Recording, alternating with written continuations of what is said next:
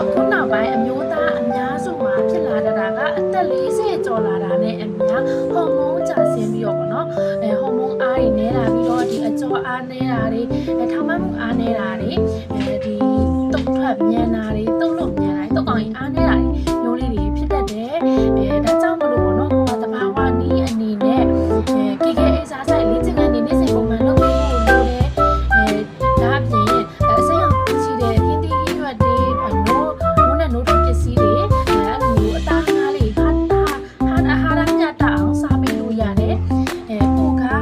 ဒါမျိုးလေးတွေကိုနေ့စဉ်ပုံမှန်လုပ်ပေးရင်တကယ်ကိုမှလက်မရင်းနဲ့ညှို့ပြီးတော့ဗောနော်ကို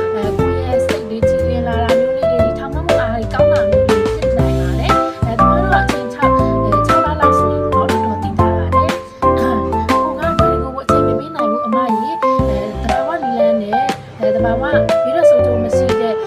ဒီ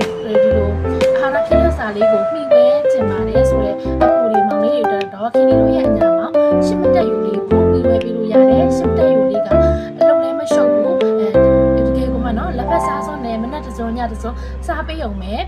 ရေများများတောက်ပေးဖို့တော့လိုအပ်ပါတယ်အသက်40ကျော်50ကျော်ဝန်းကျင်နေဆိုလို့ရှိရင်ဒီကောင်လေးကအာဟာရဖြည့်စွက်စာအနေနဲ့စားပေးသင့်ပါတယ်ရှင်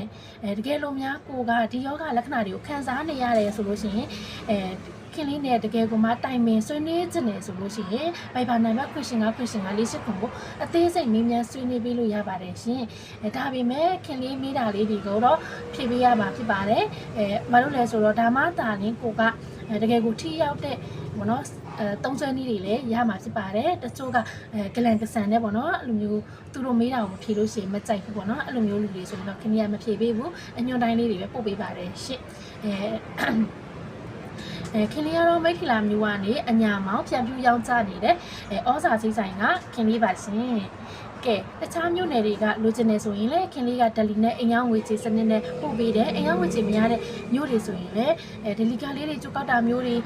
ဒီပစ္စည်းဖို့လေးကျုပ်ကောက်တာမျိုးလေးတော့ရှိပါတယ်ပြည်ပနိုင်ငံတွေကိုလည်းပို့ပေးပါတယ်ရှင်ဒီနေ့ဆိုရင်ဂျပန်နိုင်ငံကိုပို့ပေးရမှာဖြစ်ပါတယ်ဂျပန်နိုင်ငံကဒီအညာမောင် product 3မျိုးရှိတာ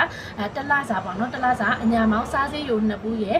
ဒီနှလုံးကြိုင်အဝါရောင်လိမ့်စီ2ဘူးရယ်အနီကောင်လေး1ဘူးရယ်ဆိုပြီးတော့မှားသွားတာအဲ့ဒါကိုခင်လေးကဒီအမျိုးသားတက်စီအနံဆိုးကင်းတဲ့စက်ပြားကြီးလက်ဆောင်တစ်ခုပေးလိုက်ပါတယ်ရှင်ကျေးဇူးပါဒီဂျပန်ကနေမှာတဲ့အကိုတွေရုံကြည်ကြည်နဲ့ငွေလဲပေးကြလို့ပေါ့နော်သူတို့ဆိုရင်တိန်ကနန်းနေလွှဲပေးရတာဖြစ်တဲ့အတွက်ဒီကနေပြီးတော့ကျေးဇူးများကြီးတင်ပါတယ်ရှင်ကဲချားလိုအပ်သူတွေလည်းခင်လေးစီကိုဆက်သွယ်လို့ရပါတယ်ကျေးဇူးပါ